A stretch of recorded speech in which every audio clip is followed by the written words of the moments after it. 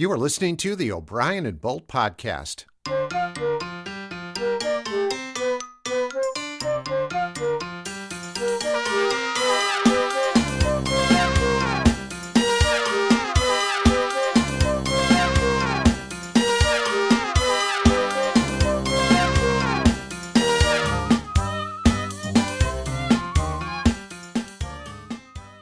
As Eastertime approaches, we thought it'd be a good time to talk to someone who's an expert on eggs. And on the phone right now, I have Mr. Shell. Is that correct? Shell is my first name. Oh, Shell. Hi, how are you? I'm good. How are you? I didn't realize. Pretty good. Happy Easter to you. You are an egg handler. Is that right? Well, I'm the fourth or fifth in a generation of egg handlers, not handlers. That's a different thing altogether, I think, really. I handle eggs. So basically what we do and have done for many, many, many years, we used to have a farm which had lots and lots and lots of chickens, all free range, every single one of them had a name.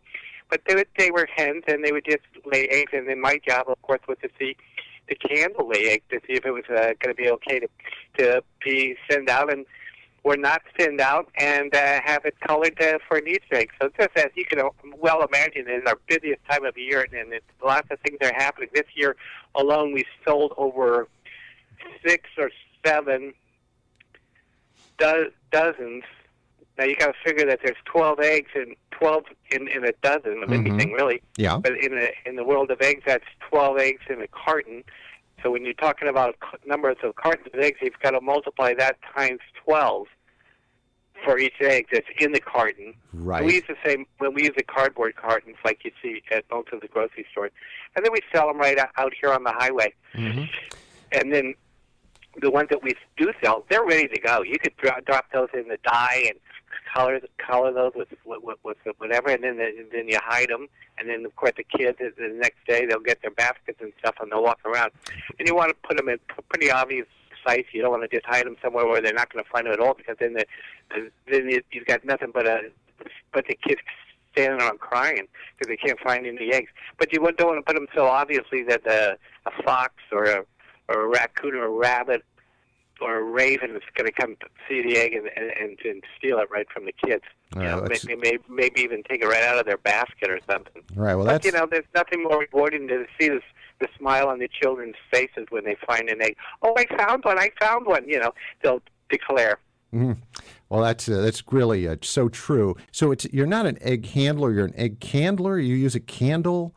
Yes, it's an old tradition where you light up the egg to see if the egg is fertilized, and in the process with the hatchlings, because you don't want to cook it, hard. You don't want to hard boil an egg that's got a chicken inside of it, and you don't want the kids to find an Easter egg that's colored all pink or blue or yellow or all the pastels of the Easter season. And they take the egg, they put it in their basket, take it home, and crack it open. A little chicken peep peep peep peep peep peep. Right. That's just going to upset the kids. That could. Sometimes could be frightening. Well, may or may not be frightening, but those little chickens are pretty blind. They don't know what they're pecking at, and you could end up with a little bloody chicken peck. Right. On the baby, on the child that found the egg. Yes. So you got to be careful. Oh, you absolutely do. So, but how do you use the candle? Do you just hold the egg up to a candle? Well, they don't use a candle anymore, but that's what we used to be before there was electricity. Remember, Thomas Edison, all that stuff. Right. They just used candles. Okay. They didn't have their cigarette lighters, and matches were. So now you I don't know when they invented matches. Hang on, I'm going to Google that. That's okay. We'll just assume that it was. That? Well, we'll just assume that it was invented. They were invented. I'm curious when matches were invented. I'm sure you are, but we're sort of limited for time. What is the secret to successfully decorating eggs, coloring eggs? Oh my goodness gracious! There's so many different ways, and of course we make our own dyes here from bushberries and plants. We'll go out in the woods for weeks and weeks before the Easter season, like Lent. Great.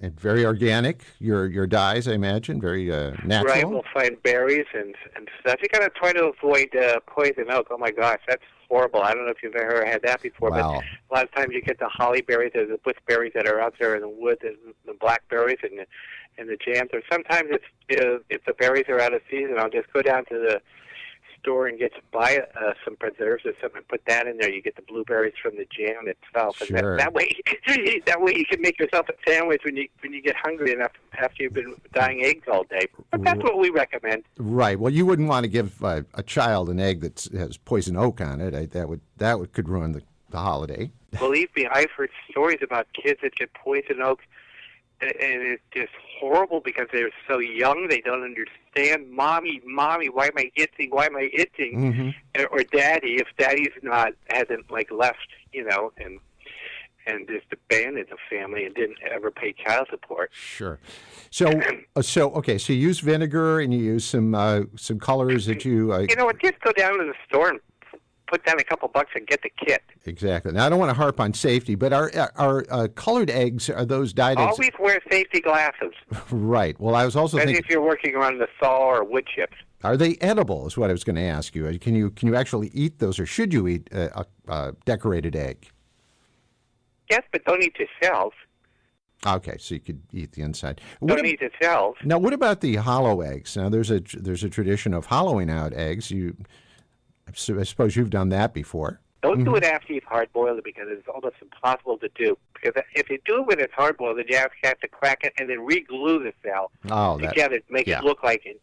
And then what you'll do is end up using some sort of spackle, and then it never... And anyway... What kind of a spackle would you use on an egg? Egg spackle. Egg spackle?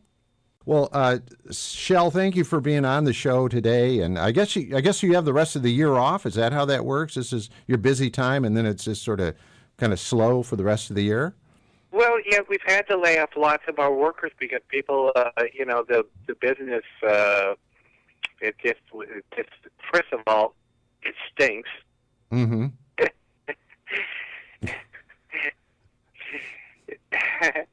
And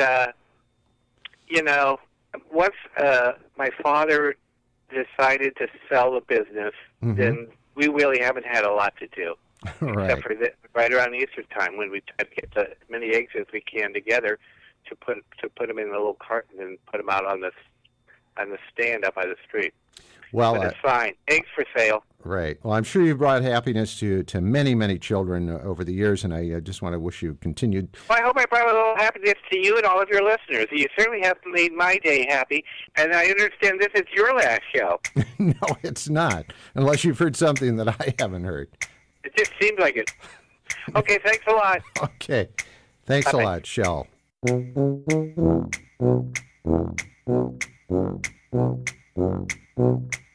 You've been listening to O'Brien and Bolt, the podcast.